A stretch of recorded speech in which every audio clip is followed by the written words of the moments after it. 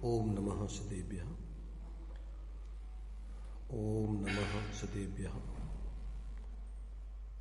ओम नमः सदेभ्यः। मंगलम भगवान वीरो मंगलम गौतमो मंगलम कुंद कुंदाद्यो जैन धर्मोस्तु मंगलम सर्वमंगल मांगल्यम सर्वकल्याणकारकम प्रधानम सर्वधर्माणां जैनम जयतु शासनम जैनम जयतु शासनम वंदितु सर्वसिद्धि ध्रुवमचलमणोभवं गतिं पत्ति बुच्चामि समय पाहुड विनमो सुदिकेवलीभणिदम्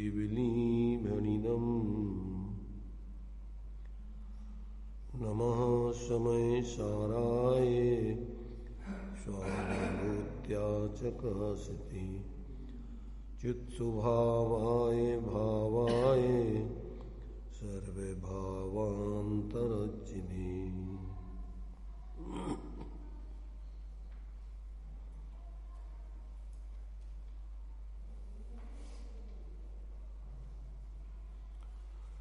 समय सार जी की गाथा 75 चलेगी आज अपनी। ज्ञानी को जब भेद विज्ञान होकर के आश्रमों से निवृत्ति होने लगती है तो यहाँ आगे प्रश्न है कि आत्मा ज्ञानी हो गया, अब हम कैसे पहचाने उसे कि जिससे हमारी समझ में आ जाए कि हाँ ये ज्ञानी बन गया है। तो उसका यहाँ पर चिन्ह बता करके और अपने को पहचानने की स्वयं दूसरे पहचाने या ना पहचाने, अपने खुद के ही अपन को पहचान करने के लिए यहाँ पर ज्ञानी के लक्षण बताए जा रहे हैं। गाथा 75 चलेगी। इसमें ज्ञानी हो जाने के बाद उसकी किस प्रकार से मान्यता हो जाती है, क्या चिन्ह उसके जीवन में प्रकट हो जाते हैं, इस 75वीं गाथा में स्पष्ट कर रहे हैं। कम्मस्य या परिणामम् नो कम्मस्य या तहेव परिणामम्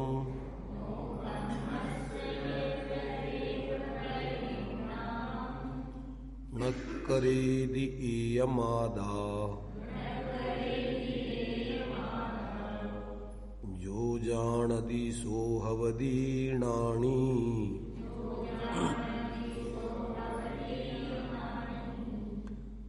जो कर्म का परिणाम अरु नो कर्म का परिणाम सो नहीं करे जो मात्र जाने वो ही आत्मा ज्ञानी है।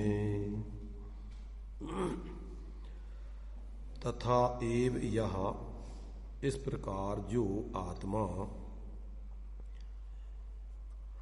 इनम इस कर्मणः परिणामम च कर्म के परिणाम को क्या तथा नो कर्मणः परिणामम नो कर्म के परिणाम को ना करोति नहीं करता किंतु जानता ही जानाति जानता है सा वह ज्ञानी भवति वह जीव ज्ञानी हो जाता है, ऐसा जानना चाहिए।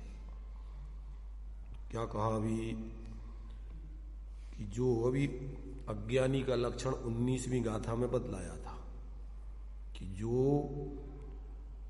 कर्म और नो कर्म मैं हूं या ये हम रूप है, हमारे रूप है या हम इन रूप हैं, ऐसा जो जानता है वो अज्ञानी है।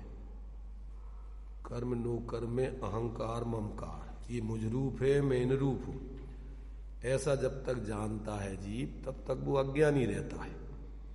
अब यहां उसी बात को वहां पर आगे की गाथाओं में 19 के बाद 20, 21, 22 आदि गाथाओं में दिया था कि मैं इनका था, ये मेरे थे, मैं इनका हूँ, ये मेरे हैं, मैं इनका होऊंगा, ये मेरे होंगे। ऐसी त्रिकालवर्ती कर्म नो कर्म के परिणाम में जिसको एकत्व ममत्व होता है, अहंकार ममकार होता है, वो अज्ञानी है। अब यहाँ पहले आगे जो है उसमें अज्ञानी के और कर्ता कर्म अधिकार में कि जो मैंने इनको किया, इनको भोगा, इसमें कर्ता कर्म बताया। वैसे तो ज्ञानी के जीवन में चारों का अभाव हो जाता है, ना वो अपने को रूप मानता है, न उनको अपने रूप मानता है, न उनका कर्ता बनता है, न उनका भोक्ता बनता है, परंतु अधिकार दोनों अलग अलग है। जीव अजीव अधिकार में उन जीव और अजीव में एकत्व ममत्व बताया, और यहाँ कर्ता कर्म अधिकार में कर्तृत्व और भोक्तृत्व की निषेध किया कि जीव ना तो इनका कर्ता है न इनका भोक्ता है। और आगे जाओ तो परमार्थ से इनका ज्ञाता भी नहीं है। वास्तव में तो व्यवहार से इनका अपन को ज्ञाता कहलाता है, वास्तव में तो अपने ज्ञान का जो पर प्रकाशन रूप परिणमन है उस रूप ही परिणमन करता है। तो वो ज्ञातापना भी चूंकि ज्ञान से अपना तादात्म्यपना है, ज्ञेयों से तादात्म्यपना नहीं है। जो जानपने रूप ज्ञान का परिणमन होता है उस ज्ञान के परिणमन से आत्मा तन्मय होता है, ना कि उन ज्ञेयों से। इसलिए वो जानना भी वास्तव में तो अपने ज्ञान रूप जो ज्ञेयाकार रूप ज्ञान का परिणमन है, आत्मा उसी को जानता है, परंतु वो जो ज्ञेयाकार परिणमन है वो जो ज्ञेय पदार्थों में प्रमेयत्व नाम का गुण है, तो वो किसी न किसी ज्ञान का विषय बनते ही हैं। तो जब अपना लक्ष्य उन पर होता है या सर्वज्ञ का बिना लक्ष्य के ही सहज ही पदार्थ ज्ञान में ज्ञात होते हैं, और ज्ञान सहज ज्ञान रूप रह करके उनको सहज जानता रहता है, ना उसमें प्रतिबिंबित होते रहते, ज्ञात होते रहते। तो वास्तव में तो उनका ज्ञात होना ये व्यवहार है, और उन जैसा ही अपने ज्ञान में परिणमित होते रहना वो वास्तव में क्या है, उसका ज्ञान का ही परिणमन है। तो निश्चय से तो ज्ञेयाकार रूप अपना ज्ञान ही वो जानता है, पर तो अपने से भिन्न नहीं है, तो उसमें तो जा ही नहीं सकता, पर अपने में आ नहीं सकते।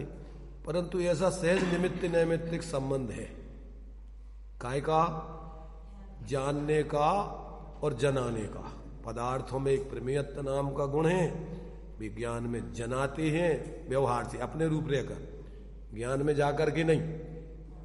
और ज्ञान का स्वपर प्रकाशी धर्म है, तो वो अपने को जानते हुए तन्मय रूप से और पर को भिन्न रह करके जान लेता है, न पर में जाता है न पर उसमें आते हैं। जैसे दर्पण रूप रहकर जो सामने पदार्थ होते हैं वो उसमें सहज ही झलक जाते हैं, उस दर्पण में कोई अशुद्धता नहीं हो जाती, उससे दर्पण की वो स्वच्छता है, नहीं झलके तो वो अशुद्धता है, उसकी मलिनता है।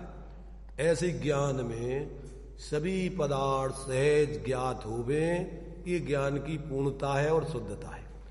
छद्मस्त दशा में ज्ञान में जहां छद्मस्त का उपयोग लगता है उनको जानता है, और वो भी ज्ञान रूप रह करके। ज्ञेय ज्ञान में नहीं आते, ज्ञान ज्ञेयों में नहीं जाता, ऐसा स्वपर प्रकाशीपना ज्ञान में सहज बढ़ता है। तो छद्मस्त जीव भी अपने ज्ञान रूप रहकर ज्ञेयों को जानते हुए न उनका कर्म नो कर्म आदि का न अपने रूप जानता है, न अपने को उन रूप जानता है, न उनका कर्ता बनता है, न उनका भोक्ता बनता है। ऐसा ज्ञानियों के जीवन में भी जहां से भेद विज्ञान होता है, ऐसा उनके ज्ञान में सहज ज्ञातत्वपना प्रकट हो जाता है। तो ना तो वो अपने को पर रूप जानते हैं, ना पर को अपने रूप जानते हैं। जानते हैं पर को पर, निज को निज, पर को पर जान, फिर दुख का नहीं लेस निदान। दुख का कोई कारण ही नहीं। जहां पर में अपन मोह राग रुस दुख की खान, जहां पर मोह करते हैं, राग करते हैं, द्वेष करते हैं, ये आत्मा की क्या हो गई, परिणति में मलिनता हो गई, और यही दुख का कारण है। जब अपन मात्र जानना अपना काम है, मोह राग द्वेष ये आत्मा का स्वभाव नहीं है, ये उसका दोष है। इसी को भाव संसार भी कहते हैं। अगर ये जीव ज्ञाता, सहज ज्ञाता रहे।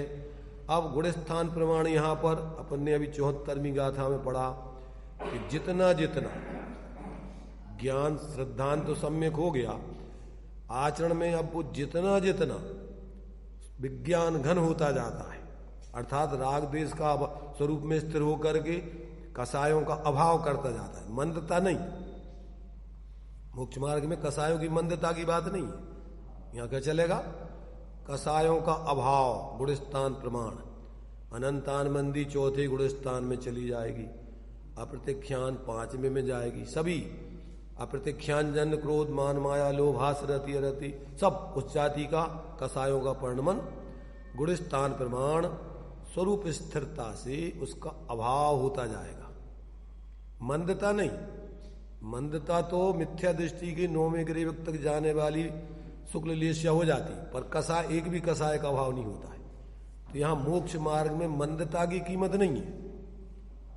काहे की कीमत है, स्वरूप अवलंबन के बल से कसायों का क्रम से अभाव होना चाहिए, और उसमें फिर अंदर में अपना स्वभाव का आनंद प्रकट होता है। साथ में मंद कसाय में स्वभाव की कणिका पैदा नहीं होती। अपन बोलते पैने जे आत्म ज्ञान बिना सुख लेस न पायो। साधु भी बन गए, मुनि वृद्धार अनंत बार ग्रेव को उपजायो, पैनिज आत्म ज्ञान बिना सुख लेस न पायो। कसायों की मंदता से कम दुख तो हुआ, दब गई कसाय, परंतु एक भी कसाय का अभाव नहीं हुआ। कसाय का अभाव कहां से होता है, स्वावलंबन से। मिथ्यात्व का, अपने स्वरूप का अपने रूप जानना मानना, उसमें स्थिरता। यहां से स्वरूप का आचरण, आचरण माने स्वरूप में स्थिरता का प्रारंभ, इसको भी स्वरूपाचरण बोलते हैं, इसको सम्यक्ताचरण भी बोलते हैं। सम्यक्ताचरण माने समीचीनता का आचरण, और स्वरूप स्थिरता का नाम ही समीचीन आचरण है। अब इसका यहां से प्रारंभ होता है, और जो 6 ढाला में लिखा है वो पूर्णता की अपेक्षा है। सुनिए स्वरूपाचरण जिस होत प्रगटे आपनी निधि, मिटे पर की प्रवृत्ति सब। वहां संपूर्ण प्रवृत्ति के अभाव की स्वरूप लीनता की बात है। जहां पर केवल ज्ञान आदि यथाख्याचारित होता है, तो वहां पूर्णता की बात है, वो स्वरूप लीनता। और यहां स्वरूप के प्रारंभ की बात है। स्वरूप का प्रारंभ अनंत आनंदी के अभाव में। जो जैन सिद्धांत प्रवेशिका गोपाल दास जी बरैया ने लिखी है, उसमें उन्होंने अनंत आनंदी के अभाव में 2 कार्य बतलाए, क्योंकि अनंत आनंदी 2 मुखी होती है। एक सम्यक्त का विघात अथवा सम्यक्त को नहीं होने देती, और एक स्वरूप का आचरण का प्रारंभ आचरण नहीं होने देती। इसलिए दोनों कर्मों के अलग अलग कार्य हैं। मिथ्यात्व से 16 प्रकृतियों का आश्रय होता है, और अनंतानंदी से 25 प्रकृतियों का आश्रय होता है। तो ये दोनों प्रकृतियां और दोनों का परिणमन, एक श्रद्धा गुण का परिणमन है और एक चारित्र गुण का परिणमन। इसलिए जब तक अपन को ऐसा पूरा का पूरा विवेक नहीं होता, तब तक जीव कल्पनाएं कपोल, कहीं कहीं कहीं करोड़ा। जब स्वरूपाचरण की बात चलेगी तो वो लगा देंगे पूर्णता वाला स्वरूपाचरण। जहां यहां अनंतानंदी के अभावजन प्रारंभ की बात चल रही, वहां पूर्णता की बात करने लग जाएंगे। इसलिए जिनको तत्व का और आगम का पूरा ज्ञान नहीं होता है, वे यदवा तदवा लोगों को उपदेश देकर न तो स्वयं उस मार्ग पर सही चलते हैं, दूसरे लोगों की चलने में भी बाधक बनते हैं। क्योंकि सामान्य व्यक्ति वैसे ही अज्ञानी, जानता नहीं, और यदि बाहर के वेश आदि हो और बाहर का पुण्य का उदय हो तो उनके पीछे बहुत से लोग लग जाते हैं। परंतु उससे कुछ नहीं होना है। भीड़ का काम मोक्ष मार्ग में नहीं है। मोक्ष मार्ग में तो सत्य का काम है, तत्व का काम है, यथार्थता का काम है। चाहे अकेला रहे वो और चाहे भीड़ हो जाए, पर मार्ग एक ही है। इसलिए जब तक व्यक्ति ऐसे सत्य के मार्ग को नहीं समझता तब तक वो जीवन में शांति नहीं पाता है। और नहीं समझ करके वो अपना ही अहित करता है। किसी भीड़ के संग लग जाने से किसी दूसरे का हित नहीं होता है। भीड़ का अपना हित होगा, तुम्हारा अपना हित होगा। माने तुम भीड़ के साथ में अगर अपराध करोगे तो ऐसा नहीं है कि जब सजा मिलेगी न्यायाधीश के पास तो सजा सबको बराबर दी जाएगी कि तुम भीड़ के साथ थे इसलिए तुम्हें कम कर दी जाए सजा। ऐसा कुछ नहीं है। और यहां तक कि उसकी अनुमोदना करने वालों को भी पूरी सजा मिलेगी जो उनके साथ रहेंगे। इसलिए अपन को ये भगवान जिनेंद्र का मार्ग, इसमें पूरा न्याय होता है। इसमें कोई पक्षपात नहीं, किसी व्यक्ति का यहाँ कोई अपराध क्षमा नहीं होता है। यहाँ तो जो करेगा उसका परिणाम उसको भोगना पड़ेगा। इसलिए यहाँ पर जहां से जीव विज्ञान घन भेद विज्ञान, पहले तो भेद विज्ञान होता है, जहां अपने स्वरूप का लक्षण अलग जाना कि मैं ज्ञान स्वरूप ज्ञाता दृष्टा शांत निराकुल स्वरूप हूं और ये शरीर आदि आश्रव आदि मेरा स्वरूप नहीं है। ये कर्म और नो कर्म के परिणाम है। कर्म के परिणाम दो प्रकार से, देखो इसमें अपन टीका में पढ़ते हैं, इसके माध्यम से विचार करते हैं। देखिए, निश्चय से मोह राग द्वेष शोक दोख आदि रूप से अंतरंग में उत्पन्न होता हुआ जो कर्म का परिणाम, कर्म का परिणाम माने मोहिनी कर्म के उदय में जुड़ करके आत्मा में होने वाला मोह राग द्वेष आदि का सुख दुख आदि का परिणाम, ये अंतरंग आत्मा की विकारी परिणति है। तो अंतरंग में उत्पन्न होता हुआ कर्म का परिणाम, क्योंकि कर्म के उदय में जुड़ने से हो रहा है इसलिए कर्म का कार्य है, ये आत्मा का कार्य नहीं है। आत्मा का कार्य तो आत्मा का अपन ने अभी पहले पढ़ा है कि अपन को लक्षणों से भेद विज्ञान करो। पहले तो कि कर्म ज्ञानावर्णादिक नो कर्म शरीर आदिक, इनका आत्मा के साथ कौन सा संबंध है? एक क्षेत्रावगाही संबंध। कौन सा संबंध है? एक क्षेत्र में तो रह रहे हैं परंतु दोनों बिल्कुल अलग अलग हैं, क्योंकि एक जड़ है और एक चेतन है। इसलिए इनका एक दूसरे से चतुष्टय भिन्न है। आत्मा का द्रव अलग, उसके प्रदेश अलग, उसके गुण अलग, उसकी पर्याय अलग। ये क्या हो गया? एक क्षेत्र में आकाश के तो रह रहे हैं सब जहां पर, अथवा एक दूसरे के प्रदेशों में भी एक क्षेत्र में रह रहे हैं परंतु अलग अलग है, एक दूसरे में नहीं हो जाते। दूध में दृष्टांत क्या दिया? डाला में जल पय ज्यों जिये तन मेला, पे भिन्न भिन्न नहीं भेला। तो प्रगट जुदे धन दामा, क्यों होए मिल सुत एक रामा। तो ये अपना जो है शरीर और कर्म एक क्षेत्रावगाही संबंध है इनका, और जो राग द्वेष मोह आदि आश्रव भाव है इनका संयोग संबंध है। ये आत्मा के साथ त्रिकाल नहीं रहते, प्रति समय कर्म के उदय में जुड़ने से पैदा होते हैं, संयोग होता है और वियोग होता है, उत्पन्न होते हैं और नष्ट होते हैं। ये अपन ने अभी 74वीं गाथा में इनकी 6 तरीके से इस आश्रमों की भेद विज्ञान माने भेद विज्ञान किया। 6 तरीके कौन कौन? निबद्ध है, अनित्य है, अध्रुव है, असरण है, दुख रूप है, दुख के फल दुख के कारण है, और आत्मा इनके विपरीत है। वो स्वभाव, वो कोई बंधा हुआ तो स्वभाव रूप अबंध स्वरूप है, और ध्रुव है, नित्य है, शरणभूत है, और सुख स्वरूप है, और दुख का कारण भी नहीं है। सुख का ही कारण है आत्मा, दुख का कारण नहीं है। ऐसे आत्मा अपना इन 6 के विपरीत है। इसलिए आत्मा इन आश्रमों से पृथक है, और ज्ञान का आत्मा से तादात्म्य संबंध है, और इन आश्रम आदि का संयोग संबंध है। ये आते हैं और जाते हैं, या नित्य है। ये मृगी के वेग की समान घटते बढ़ते रहते हैं और शीत उष्ण की तरह बदलते रहते हैं। मंद तीव्र कसाय विकारी परिणाम होते रहते हैं, मोह के भाव और बदलते रहते हैं।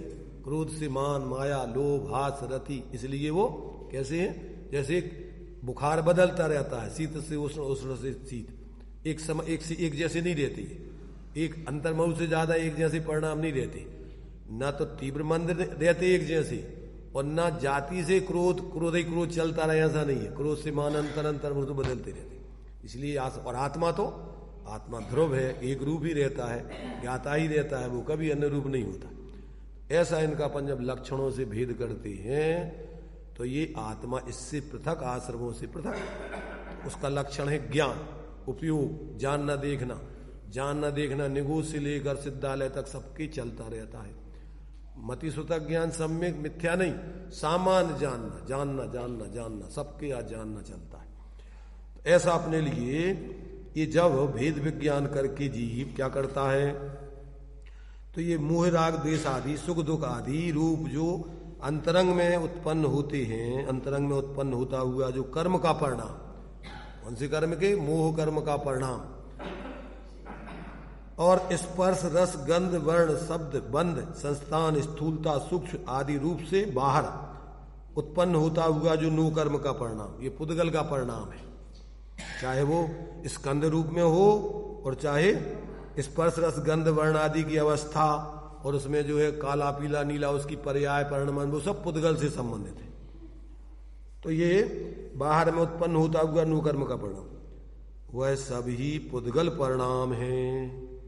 एक उदय से होने वाला और एक भाव रूप, वो भी भाव कर्म है, कर्म के उदय में जुड़ने से विकारी भाव है, वो भी कर्म का परिणाम है।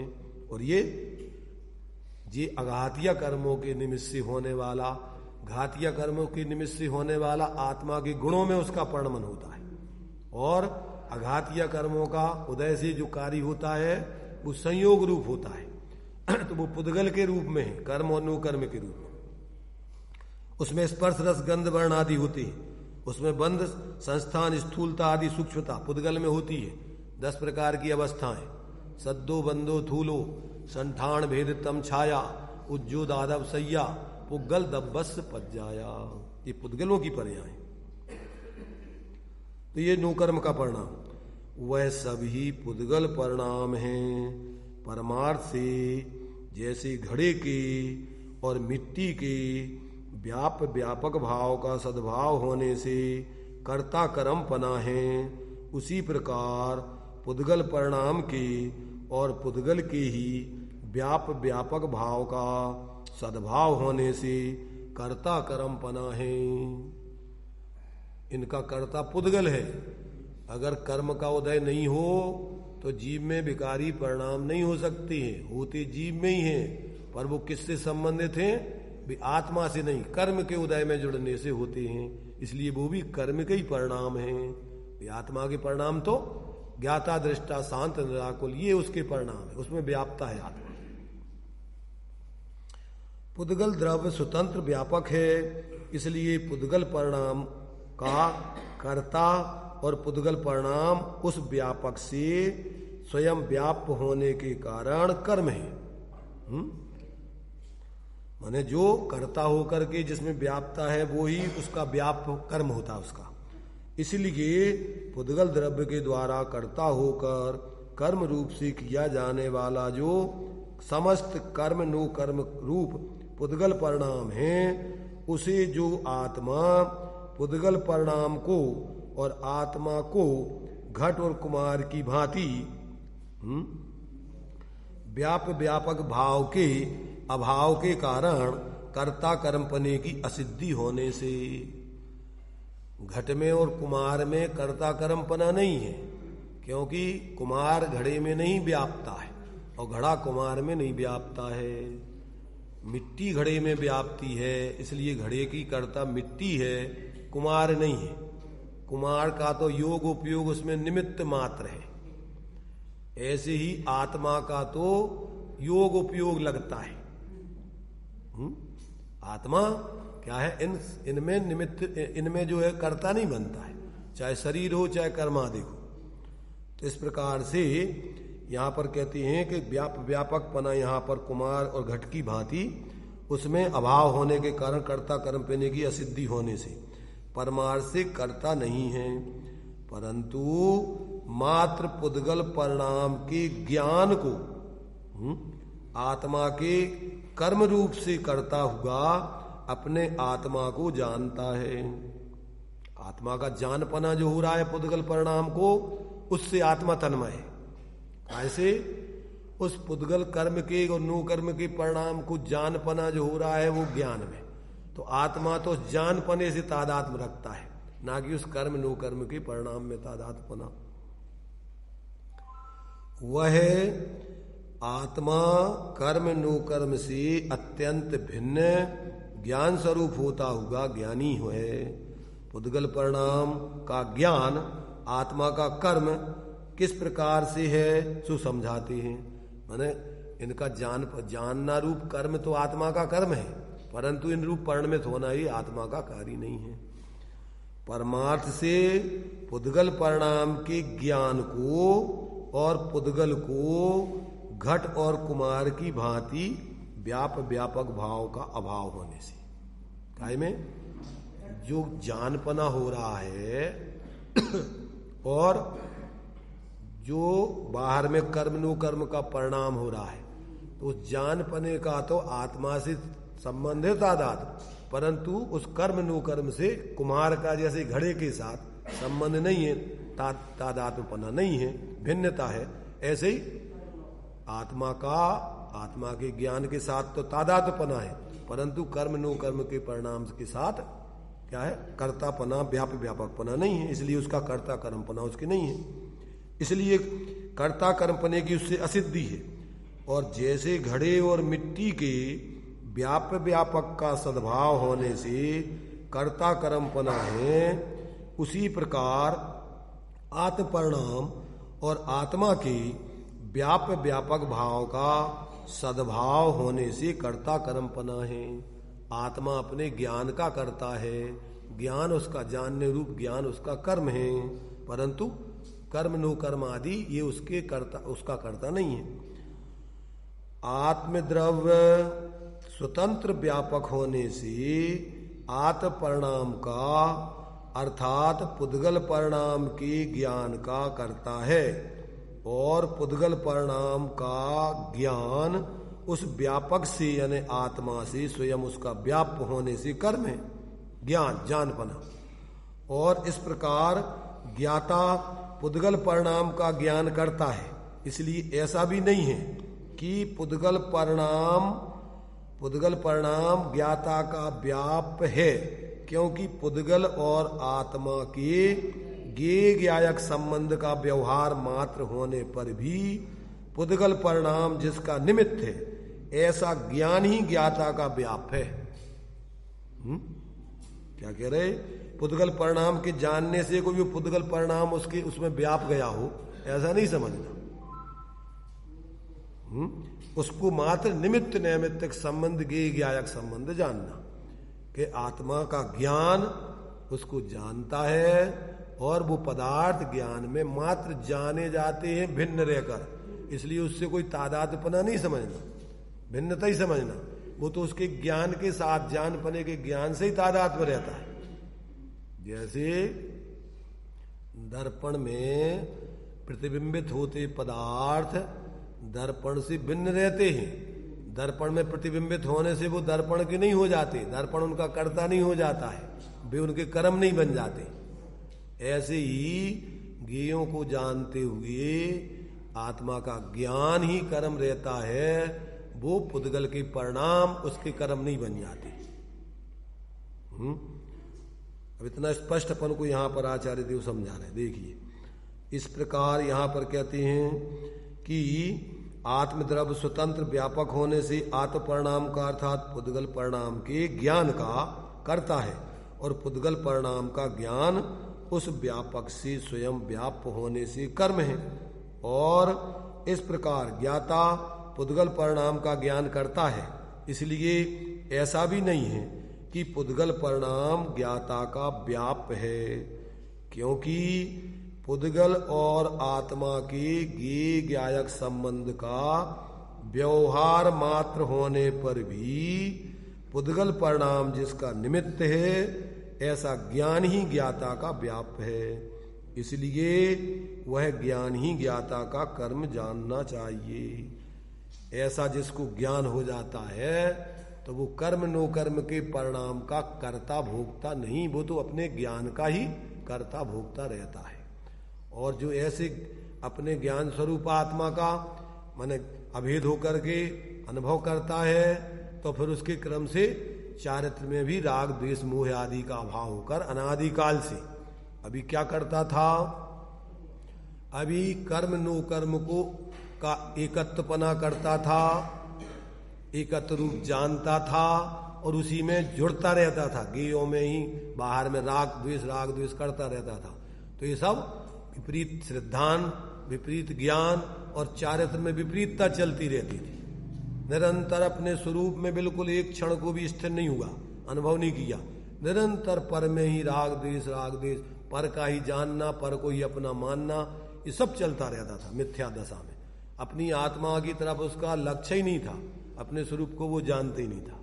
तो जहां से वेद विज्ञान हुआ और स्वरूप की स्थिरता हुई, आत्मानुभूति एक साथ देखो, एक साथ अनंत गुणों का परिणमन होता है।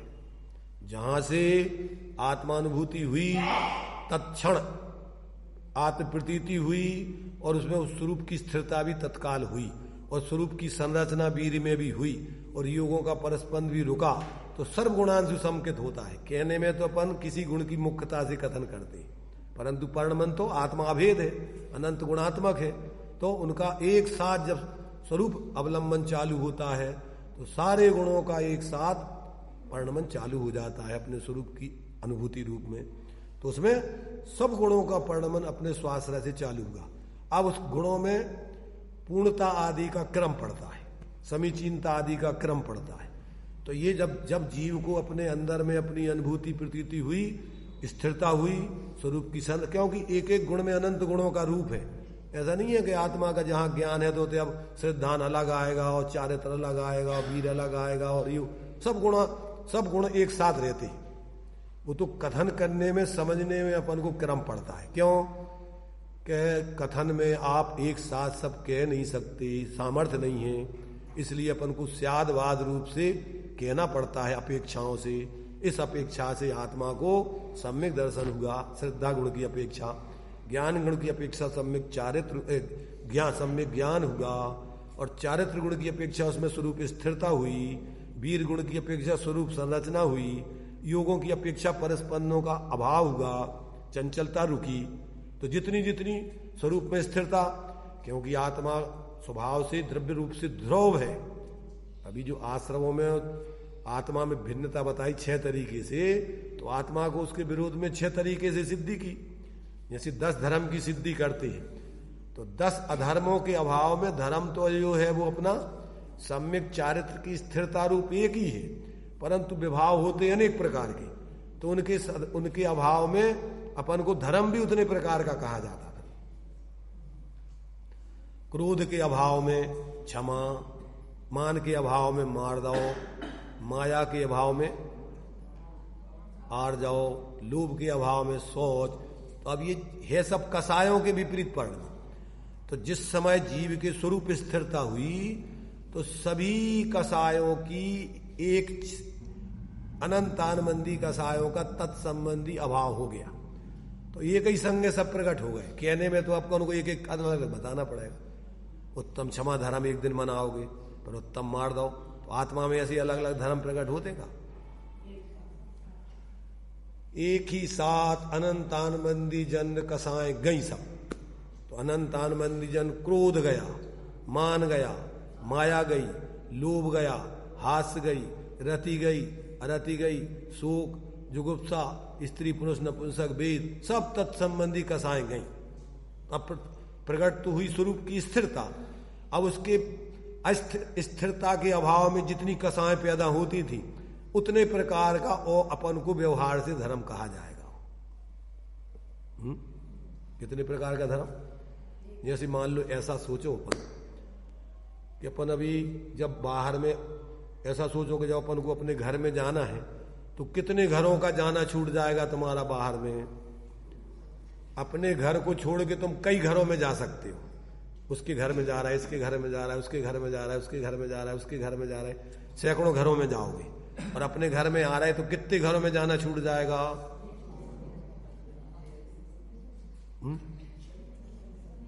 तो अभाव रूप में तो बहुत से अधर्म छूट जाएंगे, पर सद्भाव में वो अपना एक ही धर्म आना है, अंदर स्वरूप में ही स्थिरता होना है। तो ऐसे ही अधर्म तो होते अनेक प्रकार के, और धर्म है धर्म एक प्रकार का। अब मिथ्यात् के संख्यात भेद है, और सम्यक्त के सम्यक तो अपना परद्रव्यंते भिन्न आप में रुचि, और तत्संबंधी मिथ्यात् का उपसम क्षय क्षोपसम। वो कर्मों की अपेक्षा उपसम क्षय क्षोपसम, पर आत्मा की अपेक्षा तो आत्मा की प्रतीति है उस सब में एक ही है, श्रद्धान के अलग अलग है। परंतु जब उसके अभाव में जो अपन को बाहर में कर्मों का जो कुछ हुआ उसको नाम दिए जाएंगे, उस श्रद्धा को 3 नाम। कर्मों की अपेक्षा उपसम सम्यक, क्षयोपसम सम्यक, क्षायक, और अंदर में श्रद्धा की अपेक्षा एक ही आत्म प्रतीति, परद्रव्यंते भिन्न आप में रुचि। इसी प्रकार 10 प्रकार का कहा जाएगा। निमित्तों की अपेक्षा कहा जाएगा तो सच्चे देव सास गुरु का सिद्धांत, भेदों की अपेक्षा कहा जाएगा 7 तत्वों का यथार्थ सिद्धांत। परंतु अंदर में तो उसमें क्या हो रहा है, एक ही अपने आत्मा की प्रतीति स्वाभाविक, ये मैं हूं, इसके अलावा मेरा कोई स्वरूप नहीं। चिन्ह मूरत दृगधारी। सम्यक दृष्टि का निश्चय से लक्षण क्या है, अपनी आत्मा को आत्म चैतन्य स्वरूप ही प्रतीति करना, चाहे वो नारकी हो, चाहे देव हो, चाहे मनुष्य हो, चाहे त्रियंश हो। सम्यक दर्शन में काय कैसी प्रतीति होती है, पर द्रव्यंते भिन्न आप में रुचि। उस रुचि को क्या बोलते, चिन्ह मूरत दृगधारी की मोह रीत लगत है अटापटी। बाहर में चाहे नरक में होवे, चाहे स्वर्गों में होवे, चाहे मनुष्य पर्याय में होवे, चाहे त्रियंश पर्याय, पर चिन्ह मूरत सबकी दृष्टि कहाँ है, अपने को चैतन्य स्वरूप ही अनुभव कर रहे हैं। तो अस्थि में तो एक ही है, असली माल तो एक ही प्रकार को है, और नकली माल नकली माल बहुत प्रकार के बन जाएंगे। इस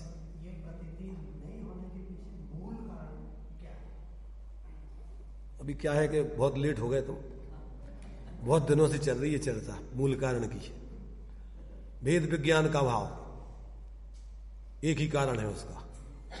मूल कारण क्या है, भेद विज्ञान का। भेद विज्ञानता सिद्धा और अस्यैव अभाव तो बद्धा। क्यों नहीं हो पा रहा है, क्योंकि तुम्हारी करने की उस जाति का पुरुषार्थ तुमने नहीं किया आज तक। उस जाति का अगर पुरुषार्थ करते तो हो जाता, कौन रोकता उसको। रोकने वाले तुम स्वयं हो। तुम उल्टा पुरुषार्थ कर रहे हो, उल्टी मान्यता रखे हुए हो, तो तुम्हें नहीं हो पा रहा है। जिस क्षण तुम सीधी मान्यता कर लोगे समझ के, हो जाएगा। यही बताया अभी तक तो वही चला है। अब तो ये ज्ञानी बन गए, उसकी बात चल रही कि उसने ये सब कर्म नो कर्म आदि से अपने ज्ञान लक्षण से लक्षित और अपने को अपने ज्ञान में अंदर में ग्रहण कर लिया। जिस भांति प्रज्ञा छेनी से पर से विभक्त किया, इसे उस भांति प्रज्ञा छेनी से ही अरे ग्रहण करो। पहले अपने ज्ञान में अपने से भिन्न पर को जानो, कर्म नो कर्म आदि को, और फिर उसी ज्ञान में अपने को अपने रूप अंदर में अनुभव करो। इतना सा तो काम है। निज को निज, पर को पर जान, फिर दुख का नहीं लेस निदान। तो अकेले विकल्प में नहीं, अंदर में ढल करके। अभी उसमें 17वीं 18वीं गाथा की टीका में अपन ने पढ़ लिया कि ज्ञान का आत्मा के साथ तादात्म्य संबंध है, और इस अपेक्षा से आत्मा के ज्ञान में, ज्ञान की पर्याय में आत्मा निरंतर व्याप ही रहा है। उस अपेक्षा से तो आत्मा की अनुभूति ज्ञान में हो ही रही है, परंतु आज तक अपना उस पर लक्ष्य नहीं गया। उस विशेष में अपन ने सामान्य को नहीं देखा, अपन ने विशेष में विशेषों को, संयोगों को देखा। उसमें अपन ने उस सामान्य द्रव्य को नहीं देखा, इसलिए आत्मा की अनुभूति नहीं हुई। उस ज्ञान में व्याप्त तो रहा था अपना सामान्य द्रव्य, क्योंकि वस्तु सामान्य विशेषात्मक है, तो विशेषों में सामान्य रहता है, तो अपन ने उन विशेषों में सामान्य को नहीं देखा, अपन ने उसमें गेयों को, रागादिक को, संयोगों को, भेदों को देखा, अभेद को नहीं देखा, इसलिए अनुभूति नहीं हुई। तो ये गलती हमारी खुद की है, किसी दूसरे की इसमें किंचित मात्र भी गलती नहीं है। जिस क्षण हम इस प्रकार अपने ज्ञान को, उस ज्ञान में अपने विशेषों को गौण करके, संयोग संयोगी भावों को गौण करके उसको देखेंगे, उसी क्षण अनुभूति हो जाएगी, आत्म प्रतीति हो जाएगी, अतीन्द्रिय आनंद की कणिका जाग जाएगी, गुण स्थान जन जितनी लीनता तुम्हारे स्वरूप की होगी उस समय, साथ में आत्मा का आनंद प्रकट होगा उसके लक्षण में। जो अपन को नाटक समय सार में अनुभव का लक्षण बताया है कि पहले विचार होगा, वस्तु विचारत ध्यावते मन पावे विश्राम, रस्वादत सुख उपजे अनुभव ताको नाम। अतीन्द्रिय आनंद वहां साथ में पैदा होता है उसका मूल में। ज्ञानानंद सुधारस उमगे, ज्ञानानंद सुधारस उमगे घट अंतर न समावे, जब निज आत्म अनुभव आवे तब और कछु न सुहावे। रस नीरस हो जात तत्क्षण, अक्ष विषय नहीं भावे। और गोष्ठी कथा कौतूहल बिगटे, उद्गल प्रीत नसावे, जब निज आत्म अनुभव आवे। इसलिए पहले औंधा घड़ा अपन को अपनी श्रद्धा का परिवर्तित करना है, और वो होगा तत्व निर्णय करके स्वरूप अनुभव से। और ये कार्य चारों गति के जीव जहां हैं वहीं कर सकते हैं। उसके लिए अपन को कहीं भागना नहीं है, अंदर में जागना है मात्र। तो ये कार्य जहां से हो जाएगा, फिर आगे का कार्य स्वरूप लीनता का क्रम से गुण स्थान प्रमाण जीव करेगा। तो जब तक ये जीव, यहां तो जीव ज्ञानी हो जाने पर उसके ज्ञान में ऐसा अनुभव होता है, कैसा कि कर्म नो कर्म का परिणाम मैं नहीं, मेरा नहीं, मैं इनका करता नहीं, भोगता नहीं, मेरा कर्म जानना देखना है। और अंदर में फिर उसी जानने देखने में जब स्थिरता, तो अतीन्द्रिय आनंद, शांत निराकुलता, ये मेरा कर्म है। सम्यक दर्शन ज्ञान चारित्र आत्मा का कर्म है, और मिथ्या दर्शन ज्ञान चारित्र ये आत्मा का अधर्म है, धर्म नहीं है। एक कर्मकृत भाव है, ये आत्मा का स्वभाव नहीं है। तो जब तक ऐसा इसको भेद विज्ञान करके, और अपने ज्ञान स्वरूप आत्मा में क्या है, कर्म नहीं दिखता है, जानने में अपना कर्म और अपनी आत्म प्रतीति वो कर्म है आत्मा का। आत्मा का स्वरूप लीनता वो कर्म है, आत्मा का राग द्वेष कर्म नहीं है, मुहादिक कर्म नहीं है, ये उसका अधर्म है। कर्म माने देखो, कर्म के कई अर्थ होते हैं। कर्म अपन ने एक तो नो कर्म बोलते, शरीर को भी कर्म कहते, ज्ञानावरणादिक 8 कर्मों को भी कर्म कहते, राग द्वेष मोह को भी कर्म कहते, और आत्मा का स्वाभाविक परिणाम उसको भी कर्म कहते। क्योंकि कर्म की परिभाषा क्या है, या परिणमति सा कर्ता।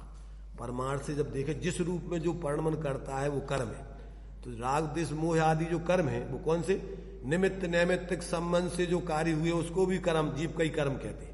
जीव के ही कारण से ये राग शरीर आदि मिला है, तो ये जीव के परिणामों के बिना नहीं मिला है। ज्ञानावरणादिक कर्मों का बंधुगा है, तो जीव के विकारी परिणामों के निमित्त के बिना अपने आप कर्म नहीं बन जाते। इसलिए उस निमित्त को भी, जिसके निमित्त से वो कर्म बंधे हैं, नो कर्म, उनको, उसको भी जीव का कर्म कहा जाता है नैमित्तिक रूप में, उसके निमित्त से ही हुए। इसलिए द्रव्य संग्रह में कर्ता कर्म का जो स्वरूप बताया है वो इसी रूप बताया है। किसका करता है जीव, पुग्गल कम्मा दीणम कत्ता व्यवहार दो दुणे चैदो चेदन कम्माणाधा शुद्धया शुद्ध भावाणम। 4 प्रकार के कर्म बताए थे। पुग्गल कम्मादीनम कत्ता व्यवहार दो, असद्भुत व्यवहार से पुद्गल आदि कर्म, ज्ञानावरणादिक शरीर आदि, इनका कर्ता जीव है। क्यों कि जीव के परिणामों के निमित्त से वो कार्य होते हैं, इसलिए उसके कारण से जीव को उसका कर्ता असद्भुत व्यवहार है। अविनाभावी निमित्त नैमित्तिक संबंध है। जीव के विकारी परिणामों के निमित्त के बिना 3 काल 3 लोक में कभी किसी को कर्म बंद नहीं होता। कैसा कैसा संबंध है इसमें? अविनाभावी कर्ता कर्मपना है इसमें, निमित्त नैमित्तिक रूप में, पर तादात्म्य रूप में मत समझना। जीव के विकारी परिणामों का निमित्त पाकर ही कर्म बनते हैं, और जीव के विकारी परिणाम भी कर्मों के उदय का निमित्त पाकर के ही होते हैं। बिना कर्मों के उदय के निमित्त के जुड़े बिना उदय मात्र से नहीं। अगर उदय मात्र से कर्म होवे तो कभी मुक्त नहीं होगा। उदय होने पर जीव जब उसमें जुड़ता है तब देखो, इसमें समय सार में एक बहुत दृष्टांत दिया है जो लौकिक है, सब लोग समझते हैं। दृष्टांत कौन सा दिया पता है?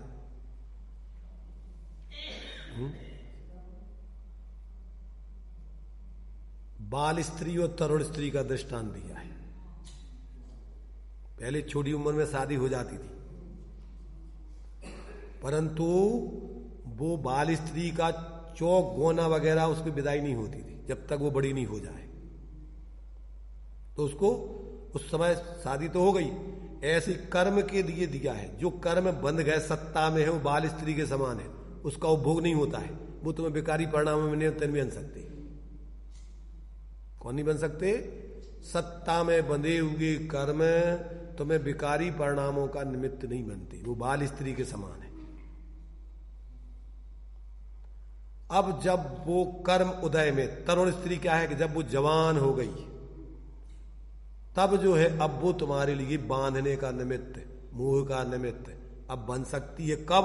कि जब तुम उसमें जुड़ो तो। और अगर नहीं जुड़ो, जैसे मान लीजिए कौन से थे वो, शादी कर दी गई थी जम्बू स्वामी की शादी कर दी गई। स्त्रियां तरुण भी है, फिर भी जम्बू स्वामी उनसे विरक्त रहे, तो क्या उन स्त्रियों ने जम्बू स्वामी को बंधन में डाल पाया? ऐसे ही कर्म का यदि उदय आने पर अगर तुम उसमें जुड़ो नहीं, सजग रहो, तो क्या होगा कि वो कर्म तुम्हें बंधन का कारण नहीं बनेंगे। जब तुम स्वयं अपने को भूल के और उसमें मूर्छित होके, मोहित होके जुड़ो, तो तुम बंधन के कारण बनोगे। और तुम उससे अप्रभावित रहो तो वो कर्म निर्जित हो जाएगा, तुम्हें बंधन का कारण नहीं बनेगा, तुम्हें प्रभावित नहीं करेगा। तो जब तक जीव को ऐसा भेद विज्ञान नहीं होता और ये अपने स्वरूप की आराधना में नहीं लगता, तब तक ये निरंतर अपने को भूल के मोह महामद पियो अनादि, और भूल आपको भरमत आदि, अनादि काल से अपने को भूल के भटक रहा है और बाहर में सुख की कल्पनाएं कर रहा है। सुख मुक्त है नहीं बाहर में, किसी में भी बाहर में तुम्हारा सुख है ही नहीं। तुम्हारा सुख तो अपना सुख अपने में है। अपनी सुख की शांति की अपन को गंध मिली नहीं आज तक। पहले जातम ज्ञान बिना सुख गंध नहीं आई। चाहे बाहर में साधु संत बन जाओ और चाहे क्षुप्सम ज्ञान में पंडित बन जाओ, परंतु जब तक आप अपने से नहीं जुड़ोगे तब तक शांति की गंध मिलने वाली नहीं। चाहे कितना पुण्य का ढेर हो, मकान, महल, अटारी, रुपया, पैसा, खाना पीना, गाड़ी घोड़े, इनसे तुम्हें कोई शांति मिलने वाली नहीं, क्योंकि उसमें तुम्हारी शांति है ही नहीं। वे अचेतन है, उनमें शांति नाम का कोई धर्म ही नहीं है। जब तक जीव को ऐसा विपरीत निर्णय होकर, और फिर शांति सुख तो अपना स्वभाव है, आत्मा का स्वाभाविक जीवन है, वो जब तक अपने से जुड़ करके जीव सहज नहीं होता तब तक जीवन में शांति की गंध नहीं आती। इसलिए यहां अपन को आचार्य देव कह रहे कि ज्ञानी का लक्षण कैसे पहचाने, कि जब वो कर्म नो कर्म का कर्ता भोक्ता नहीं बनता है, उसमें एकत्व मत तो करते ही नहीं है, परंतु उसका कर्ता भोक्ता नहीं बनता है और अपने स्वरूप का ही फिर अंदर में अनुभव करके उसमें स्थिरता करता है और उसका ज्ञाता रहता है कि कर्म नो कर्म की परिणाम मेरी नहीं है, इनका पुद्गल से संबंध है, मेरा तो जानना देखना अथवा स्वरूप में स्थिरता रह करके शांति निराकुलता भोगना, ये मेरा धर्म है, कर्म है, स्वाभाविक। तो ये कहां कौन सी विवक्षा से अपन को, जब अपन को कर्म के अपन ने 4 भेद पढ़ लिए, व्यवहार नय का विषय 4 प्रकार का हो गया। कौन कौन सा?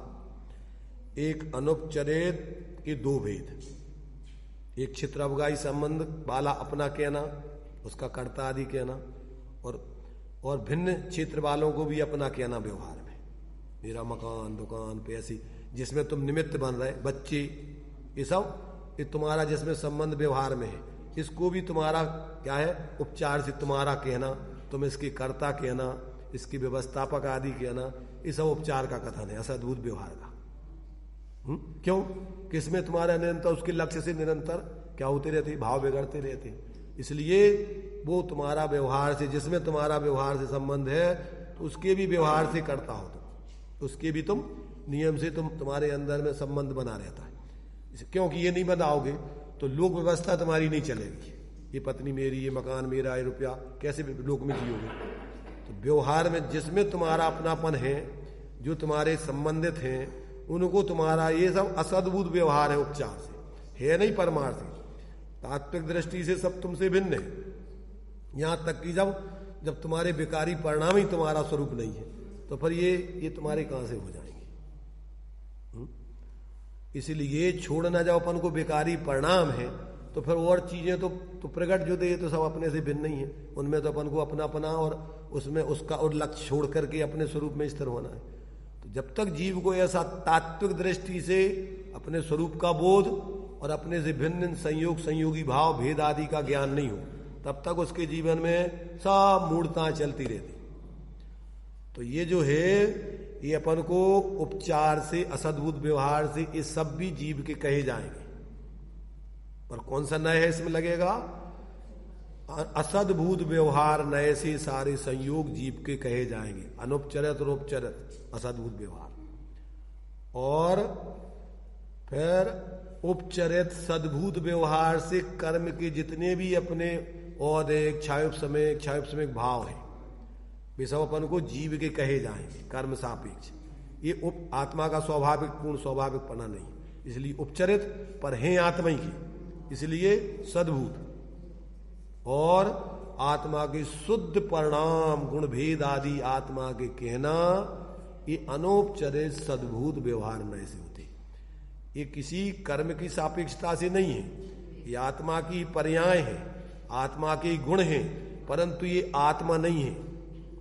क्यों? कि एक एक गुण, एक एक पर्याय आत्मा नहीं होता है। इन सभी पर्यायों में समान रूप से, इन सभी गुणों में अभेद रूप से जीव रहता है, तो जीव अखंड एक रूप ऐसा स्वरूप है उसका। जब तक ऐसे अपने जीव की दृष्टि जीव की नहीं बने, तो छद्मस्त का एक एक गुणों का भी विकल्प करते रहने में राग होते पैदा होते रहते। जो अपन ने समय सार की 6वीं 7वीं गाथा है, तो पर्याय और गुण भेद भी आत्मा नहीं है। प्रमत्त अप्रमत्त 2 प्रकार की पर्याय होती हैं। 6वें गुणस्थान तक प्रमत्त होती हैं और 7 में से ऊपर सब अप्रमत्त होती हैं। तो एक एक पर्याय भी आत्मा नहीं है। उन सभी पर्यायों में 9 तत्व गतत्व भी, उन सभी पर्यायों में समान रूप से जीव व्याप्ता है। जैसे हमने दृष्टांत दिया था कि पानी चाहे गर्म हो चाहे ठंडा हो, चाहे निस्तरंग हो चाहे तरंगवान हो, परंतु पानी उसमें सब में एक जैसा रहता है। परंतु वो अवस्थाएं, पानी की उष्ण अवस्था पर सापेक्ष है और शीतल अवस्था उसकी स्वाभाविक है। पर एक एक अवस्था वो आत्मा नहीं है, क्योंकि अवस्था पहले नहीं थी, अब पैदा हुई है, और आत्मा तो तीनों काल रहता है।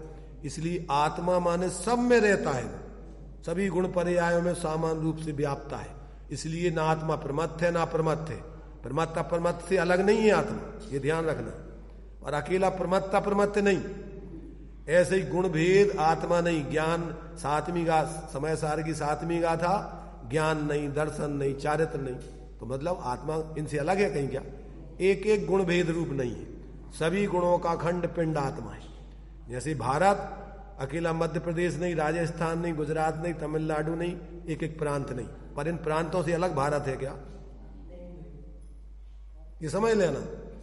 ऐसे ही आत्मा समान रूप से सभी, इसलिए प्रमत्त अप्रमत्त ये अवस्थाएं हैं, और आत्मा दोनों में कॉमन रूप से ज्यों का त्यों रहता है, चेतन चेतन। हाँ, अविनाशी अखंड कहो, नित्य कहो, क्योंकि पर्याय अनित्य होती हैं और आत्मा सब में एक रूप नित्य रहता है। इसलिए सामान्य रूप आत्मा का जब अपन पूरा पूरा स्वरूप जो द्रव्यार्थिक न्याय का विषय आत्मा ध्रुव है, और दोनों एक साथ देखे जाए तो नित्य अनित्य आत्मा को पूरा बोलते हैं। तो नित्य में भी अकेला नित्य भी नहीं, ध्यान रखना, आत्मा को अकेला नित्य मान लोगे, अनित्य नहीं मानोगे तो निश्चयाभासी, और अकेला अनित्य मान लोगे तो व्यवहाराभासी, और दोनों को सर्वथा अलग अलग ही मान लोगे तो उभयाभासी, और दोनों को सर्वथा एक ही मान लोगे तो अनुभयाभासी। इसलिए कथनचित किसी अपेक्षा से आत्मा पर्यार्थिक नय से अनित्य रूप भी है, द्रव्यार्थिक नय से नित्य रूप भी है, और उभय नय से दोनों रूप भी है, और अनुभय नय से दोनों में वही आत्मा व्याप रहा है। क्या दृष्टि में क्या करना, जैसा है वैसा लेना है। दृष्टि में अपने लिए इन सभी में आत्मा को सामान, अभेद, एक, नित्य। देखो दृष्टि में जब अपन अपने उस अभेद स्वरूप को, नित्य स्वरूप को, सामान्य स्वरूप को लेंगे तो जिस पर्याय में भेद करके विकल्प हो रहे हैं, जिस पर्याय में अपना परावलंबन करके संकल्प विकल्प हो रहे हैं, वो पर्याय अपने उस द्रव्य स्वभाव में अभेद हो जाएगी, तो फिर निर्विकल्प होकर के नित्य नित्य वस्तु जैसी वैसी अनुभव में आएगी। अपन को जो 43वीं गाथा, 44वीं गाथा आदि में दिया है कि आत्मा पक्षातिक्रांत है, इसी में अपन को दिया है। देखो अभी हमने पहले पढ़ के एक बार सुनाया भी था, 43वीं गाथा में पक्षातिक्रांत आत्मा का स्वरूप है, 143वीं गाथा। तो उसमें भावार्थ में उन्होंने खुलासा किया है विशेष रूप से।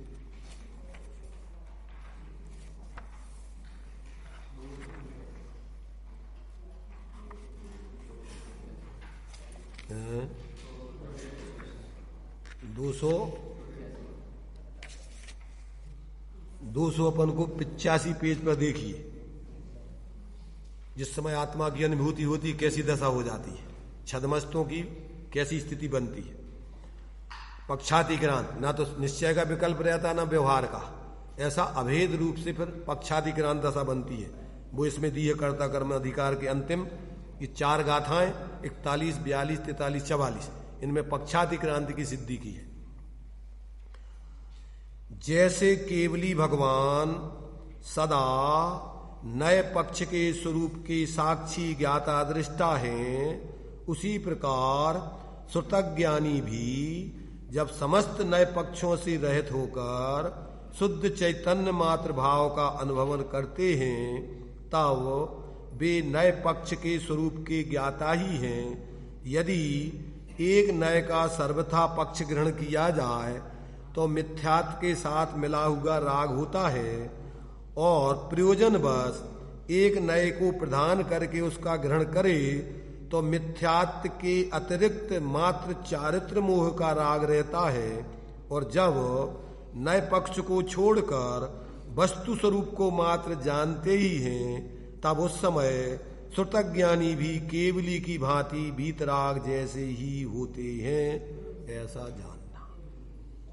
अपनी पर्याय अपने ध्रुव स्वभाव में निर्विकल्प हो के अनुभव में लगती है, तो वहां ना निश्चय का विकल्प है ना व्यवहार का विकल्प है, पक्षातिक्रांत होकर आत्मा जैसी है वैसा अनुभव कर रहा है।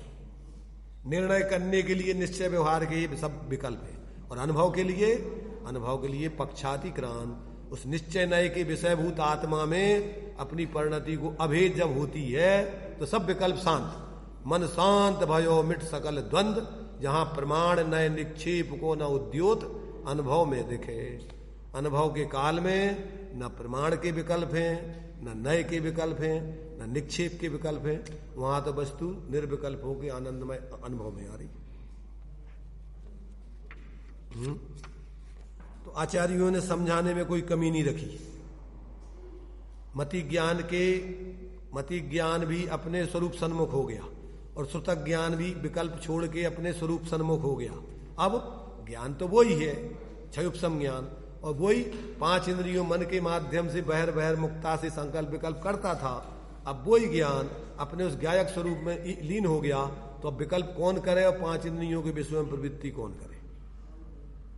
इसलिए ये कार्य बहुत सरल है, सहज है, आनंदमय है और प्रत्येक संगी पंचेंद्री भव्य जीव कर सकता है। बस जरूरत है काय की, जरूरत है सिर्फ टेक्निक समझ करके अपने में ढल के और अपनी आराधना करने की। एक बार ये टेक्निक समझ में आ जाए तो किसी से पूछने की जरूरत नहीं है। बुंदेलखंड में कहावत है कि लपकी गाय गुलेंदी खाए और बार बार मऊगा तरे जाए। एक बार कोई गाय गुलेंदी मऊगे की ऐसी चीकू जैसी फल लगती है उसमें अच्छी बढ़िया, गर्मियों में वो टपकते हैं। जब ये मऊगा होते ये तो फूल है और इसके अंदर फल लगता है बहुत मीठा, और वो जब पक जाते हैं तो नीचे गिरते हैं जमीन पर। और एक बार गाय उसको खा ले तो जैसे ही तुमने उसको छोड़ा घर से और वो दौड़ लगा के मऊगे के नीचे जाती। ऐसे एक बार अपने चैतन्य गुलेंदे का आनंद आ जाए तो फिर अपना उपयोग जैसे तैसे बाहर से हटता है और अंदर में डुबकी मारता है, आनंद लेता है। फिर उसको कोई रोक नहीं सकता है। रोकने वाले अपन थे, अपन अपने मोह से पर में उपयोग को जोड़ते रहते थे तो संकल्प विकल्प राग द्वेष मोह होता रहता। और जब अपन वहां से हटके अपने में जुड़ गए तो अब कौन तुम्हें उसमें जोड़े? जोड़ने वाला तुम्हारा मोह और तुम्हारा वहां से हटने वाला ज्ञान, हटने वाला तुम्हारा अपना खुद का श्रद्धा ज्ञान चारित्र, तुम्हारी खुद की सम्यक परिणति। तो वहां से हटके अपने स्वरूप में जुड़ोगे। इसलिए कला 72 पुरुष की तामे 2 सरदार, एक जीव की जीविका एक जीव उद्धार। जब तक संसार में है तब तक अपन को पेट भरने की व्यवस्था आ जानी चाहिए और आत्म कल्याण के लिए अपने स्वरूप की साधना करने की विधि आ जानी चाहिए। ये 2 कलाएं अपन को जब तक संसार में है तब तक आ जाने चाहिए। कि रोटी कहाँ से खाई जाती, मुंह में से के कान में से के कहाँ से, ये अपन को आ जाने चाहिए। और अपन को भोजन कितना करना चाहिए, कब करना चाहिए, क्या नहीं करना चाहिए, ये अपन को समझ में आना चाहिए। और आत्मा के स्वरूप का अनुभव अपन को कैसे होता है उसकी विधि, कि अपने उस एकत्र भक्त आत्मा को अपने ज्ञान में लो और उसी में एकाग्रता करके निर्विकल्प होकर अनुभव करो। तो ये अपन को इसमें आचार्य देव ने इस सारी बातें अपन को कि ज्ञानी की पहचान क्या है, कि जब वो ज्ञानी हो जाता है तो कर्म नो कर्म के परिणाम का ना तो अहंकार ममकार और ना कर्तृत्व भोक्तृत्व, अपने ज्ञान का ही कर्ता भोक्ता और अपने अतीन्द्रिय आनंद का ही कर्ता भोक्ता रहता है। वो बाहर में फिर इंद्रिय